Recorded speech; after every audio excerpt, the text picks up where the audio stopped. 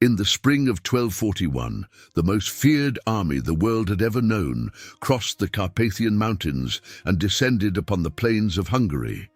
They came from the edge of the world, from the steppes of Asia, where they had devoured entire empires, the way fire devours dry grass. Behind them, a trail of cities turned to ashes. Before them, a Christian kingdom that still did not understand what was coming. But on that April morning, along the banks of the Sajo River, near the village of Mohi, tens of thousands of Hungarians awaited the invader. They believed they were prepared. They believed they were safe behind their chained wagons. They believed they held the advantage in numbers. And when, on the night of April 10th, they repelled a Mongol attempt to cross the bridge, some of them even celebrated. They thought they had won. They did not know that in the darkness, south of the camp, an elderly Mongol general was building a secret bridge over the frigid waters. And when dawn tore across the horizon, hell was unleashed from every direction. Catapults hurled stones toward the bridge. Flaming arrows rained down like fire from the heavens upon the tents. The ground trembled beneath the hooves of thousands of horsemen who emerged from the mist behind the camp. Screams, smoke, chaos, men crushed by their own comrades in the stampede, shields shattered, banners sinking into the mud. And then, as if in an act of mercy, the Mongols opened a gap in the encirclement. A way out, a glimmer of hope.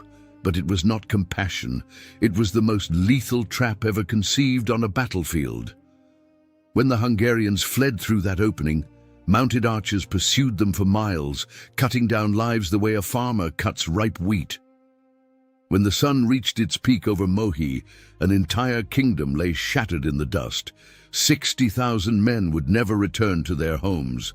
And the echo of that massacre would not only cross Hungary, it would cross all of Europe. It would cross the centuries. To understand how the Hungarian army was led to its own annihilation, one must look beyond that bloody morning. One must go back years, decades, to the boundless steppes at the heart of Asia, where an empire was being born from violence and ambition. At the beginning of the 13th century, a man named Temujin had unified the nomadic tribes of Mongolia under a single banner. The world would come to know him as Genghis Khan, the universal ruler. Under his command, the Mongols were not simply warriors. They were a machine of conquest perfected over generations. Their light cavalry could cover 100 kilometers in a single day. Their archers fired with lethal precision at full gallop. Their discipline was absolute, their military intelligence unmatched. Before attacking a kingdom, the Mongols already knew its trade routes, its fortresses, the rivalries among its nobles, and the weaknesses of its armies. Spies, merchants, and deserters provided them with information that no other army of the era bothered to gather. Genghis Khan died in 1227, but the machine he had created continued to expand under his son Ogedei. In 1235, during a great council of Mongol leaders, Ogedei laid out a plan for expansion to the west. The mission fell to Batu Khan, grandson of Genghis, a young prince both ambitious and ruthless. But the true mind behind the campaign was another man. An old warrior with scars older than most of the kingdoms he was about to destroy. His name was Subutai, and standing against this storm advancing from the east was the kingdom of Hungary. Vast, fertile, spread across the great plain that connected the Asian steppes to the heart of Europe. A coveted prize, a natural bridge between two worlds. Upon its throne sat Bela IV, an intelligent man, cultured, fluent in several languages, yet trapped in a web of internal conflicts that paralyzed every decision. Bela had inherited a divided kingdom. His father, Andrew II, had weakened the crown by distributing lands and privileges among the nobles to purchase their loyalty. When Bela attempted to reclaim those royal estates, the nobility turned against him. The barons despised him, the magnates defied him, And while Bela struggled to rebuild royal authority, the Mongols were already devouring Kievan Rus, crushing principalities the way a man crushes ants beneath his heel. Bela was no fool. He knew what was coming. In 1237, a Dominican friar named Julian had traveled to the Volga River and returned carrying a letter from Batu Khan, demanding the unconditional surrender of Hungary. Bela did not respond, but he took note. He reinforced the eastern borders, he ordered defenses built across the mountain passes, and he made a decision that seemed brilliant but would prove catastrophic. He granted refuge to the Cumans. The Cumans were a nomadic steppe people, fierce horsemen who had been swept aside by the Mongol expansion. 40,000 mounted warriors, along with their families, sought asylum in Hungary. Bela welcomed them with open arms.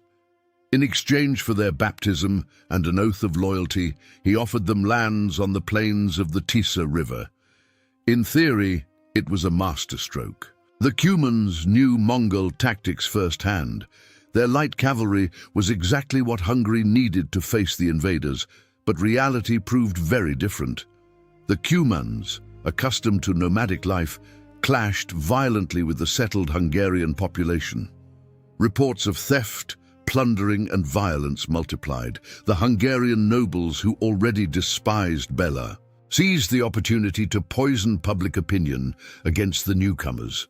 Rumors spread that the Cumans were Mongol spies, that their presence was a trap, that Bela had sold the kingdom to the enemy, and the Mongols, masters of psychological warfare, likely fueled those rumors through their own agents.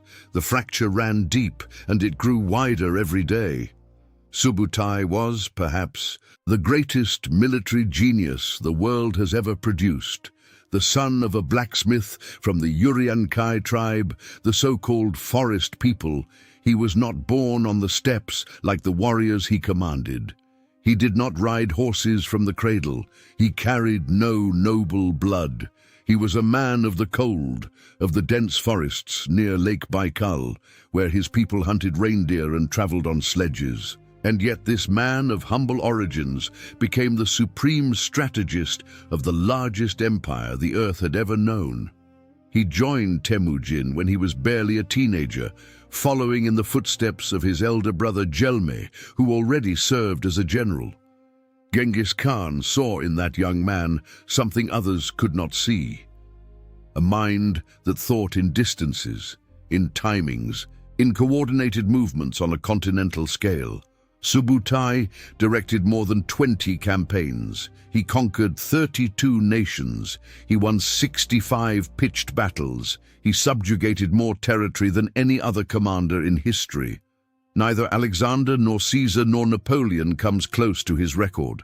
It was he who designed the campaign that destroyed the armies of Poland and Hungary within just 2 days of each other, coordinating forces separated by more than 500 kilometers. And now, in 1241, at 66 years of age, obese, unable to mount a horse, transported in a war cart, Subutai was directing the greatest invasion of Europe since the fall of Rome. His mind was as sharp as ever, and Hungary was his primary target. Batu Khan, for his part, was the visible face of the invasion. Grandson of Genghis Khan through his son Jochi, Batu was 34 and burning with ambition. He was brave in combat, fiercely proud, but he lacked Subutai's surgical patience. Where the old general saw a problem of geometry, Batu saw a personal challenge. Where Subutai calculated angles of attack and march times, Batu dreamed of the glory of the frontal charge. This tension between the general's strategic caution and the prince's impetuosity would shape the course of the battle to come. The invasion plan was a masterwork of coordination. 5 Mongol armies would invade Hungary simultaneously from different directions. The main army, under Batu and Subutai, would cross the Carpathians through the Vereki Pass. A second army would strike Poland to prevent Western allies from coming to Hungary's aid. Other detachments would penetrate through Transylvania and from the south, closing a continental-scale encirclement. It was like watching a pack of wolves surrounding their prey. Every movement calculated, every angle covered, and the prey did not even know it was being surrounded. On March 12th of 1241, the main Mongol army burst through the Vareki Pass. The defenses Bela had ordered built, barriers of logs and palisades, were dismantled in just 3 days by specialized Mongol engineering units. The speed of the advance was terrifying. A European observer described it as lightning. The army defending the pass, commanded by the Palatine Count Denis Tomaj, was annihilated. The news reached Pest like a blow to the stomach. But before Bela could even organize a response, the tragedy multiplied. The population of Pest, terrified by the news of the invasion and fueled by months of poisoned rumors, turned on the Cumans. Hysteria gripped the streets. The mob stormed the quarters of Khotan, the Cuman Khan, who lived under the personal protection of the king. What followed was a massacre. Khotan was slain along with his retinue. Some accounts say he took his own life when he saw there was no escape. The result was the same. 40,000 Cuman horsemen, enraged by the betrayal, abandoned Hungary, pillaging everything in their path as they rode south toward Bulgaria. Overnight, Bela lost his best allies. The only warriors who knew how to fight the Mongols were gone, leaving behind a trail of destruction and a king utterly alone before the storm. Bela gathered what he could. The mobilization was chaotic, incomplete. Many nobles refused to come or arrived deliberately late. Other contingents were intercepted and destroyed by the Mongols before reaching the assembly point. Frederick II, Duke of Austria, arrived with a small detachment, but his contribution was more political than military, and he soon departed. The army that finally assembled was a patchwork of forces: heavy knights, infantry, some crossbowmen, contingents of the Knights Templar, and urban militias. Estimates vary enormously, but modern historians place the Hungarian forces between 25,000 and 60,000 men. Facing them, Batu and Subutai's main Mongol force numbered similarly or fewer, perhaps between 20,000 and 30,000 horsemen, though their tactical superiority more than compensated for any numerical disadvantage. In early April, Bela made the decision to march east to confront the invaders. The Mongols, as was their custom, retreated before his advance.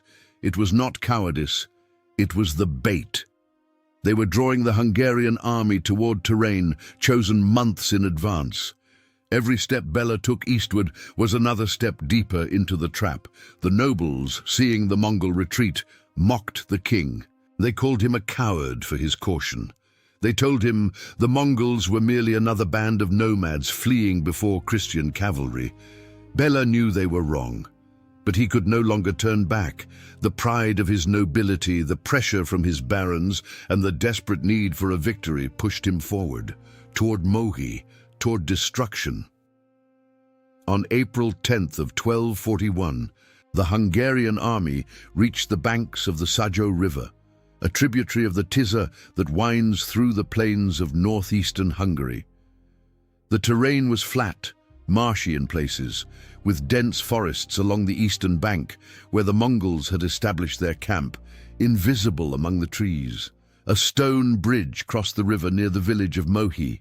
It was the only known crossing. Bela ordered the army to make camp on the western bank, on an open plain between the Sajo and its tributary, the Little Sajo. Following a tried method against nomadic peoples, he ordered the supply wagons chained together in a defensive circle around the camp, creating an improvised fortress of wood and iron. In theory, it was a solid position. The river guarded one flank. The wagons shielded the camp, but Subutai, watching from the forested heights on the far bank, saw something very different. He saw what Batu Khan described with contempt after examining the enemy camp. The Hungarians were packed together like cattle in a narrow pen, with no room to maneuver, no room to breathe. The wagons meant to protect them would become their own trap. They could not move out quickly. They could not form battle lines inside the enclosure. If chaos erupted, they would trample each other. Subutai smiled.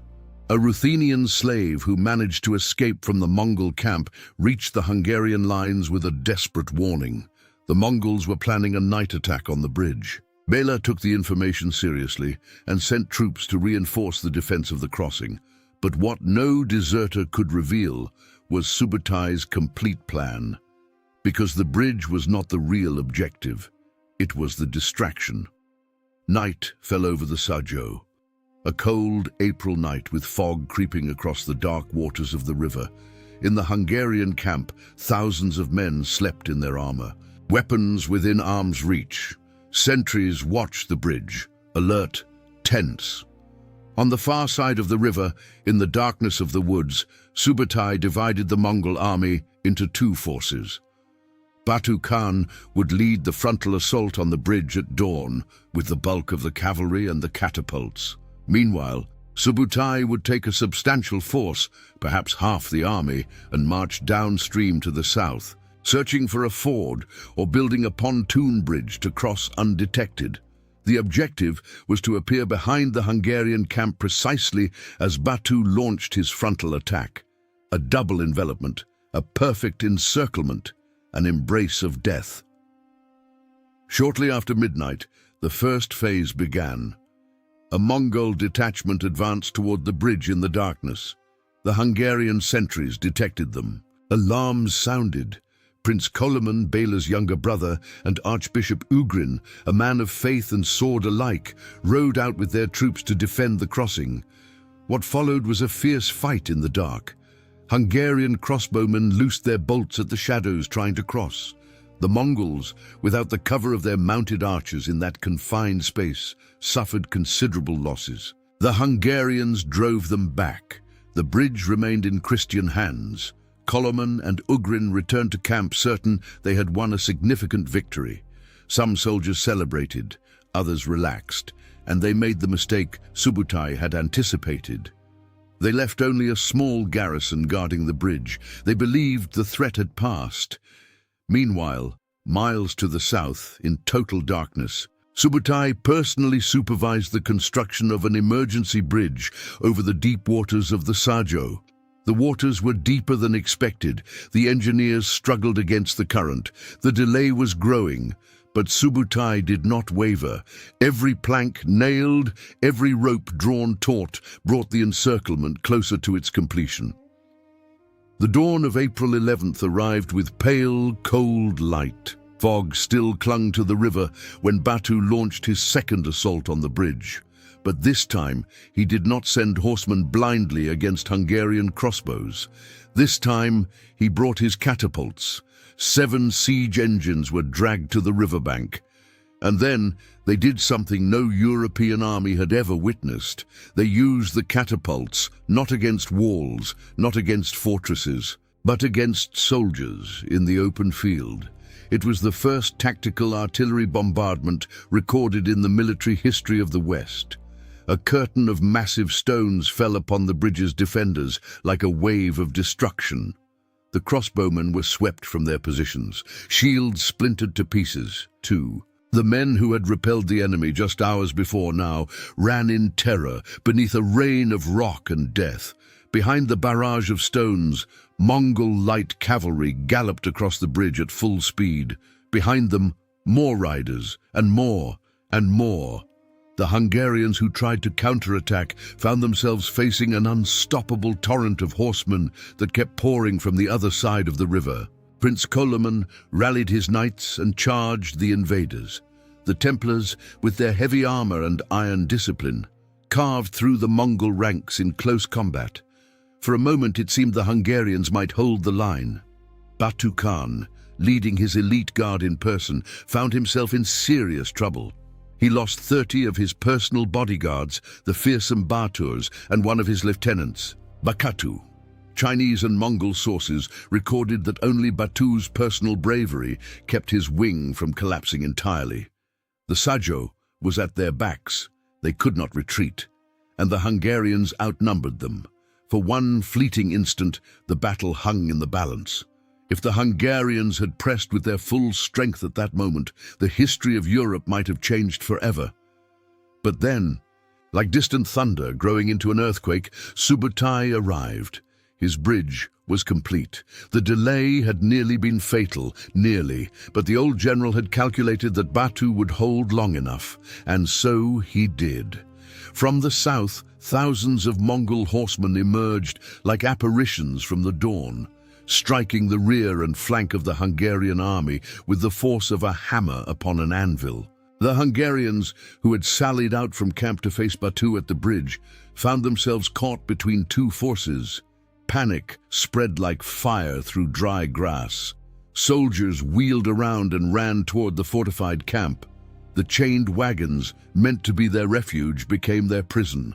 Thousands of men crowded into a space far too small, pushing, trampling, crushing one another. The confusion was total. Officers screamed orders no one could hear. Horses, driven mad by smoke and screams, threw their riders. And then the Mongols began bombarding the camp. The catapults hurled stones into that trapped mass of humanity. Flaming arrows arced down upon the canvas tents. Fire spread with horrifying speed. Black smoke rose like a pillar of storm. Inside the ring of wagons, hell materialized. Men burned alive, others suffocated in the smoke. The wounded were trampled by those trying to flee. Archbishop Ugrin, who hours before had defended the bridge with sword in hand, fell amid the chaos. Another archbishop perished beside him. The Hungarian nobility, the flower of the kingdom, was being mowed down like grass beneath a scythe. Prince Koloman, gravely wounded, managed to break free from the encirclement, but his wounds were so deep he would die shortly after. Bela IV, surrounded by his personal guard, fought to find a way out. His crown, his kingdom, his world, everything was crumbling around him in a symphony of iron, fire, and agony. And then something happened that at first glance seemed like a miracle. The Mongols opened a gap in the encirclement, a breach in the ring of steel and arrows, a path to the west toward salvation. The Hungarians did not think twice. They threw down their weapons, abandoned their shields, left behind their wounded, and surged through the opening like water through a crack in a dam. Bela was among those who escaped through the gap, protected by the heroic sacrifice of his personal guard. But that was not mercy. It was not a mistake. It was the final phase of Subutai's plan, the cruelest and most effective tactic in the Mongol arsenal. The old general knew something the Europeans had not yet learned. An army cornered, with its back against the wall, fights with the desperation of those who have nothing left to lose. A fleeing army, on the other hand, can be exterminated with ease. The Mongol mounted archers, the deadliest in the world, did not need to close for combat. They only needed to pursue, and pursue they did. For miles, the Hungarian plain became a corridor of death. Soldiers, fleeing, exhausted, unarmed, without formation, were overtaken by horsemen who circled them, separated them into small groups, and riddled them with arrows. Thomas of Split, the contemporary chronicler who gathered the testimonies of survivors, wrote that the Mongols cut down the fugitives the way a farmer reaps his harvest, that the bodies covered the roads like leaves in winter, that the blood flowed like a stream. Some Hungarians fled toward a nearby swamp, believing the soft ground would halt the horsemen, but the depth betrayed them. Dozens drowned, pulled under by the weight of their own chainmail, swallowed by the mud, while arrows continued to fall upon them.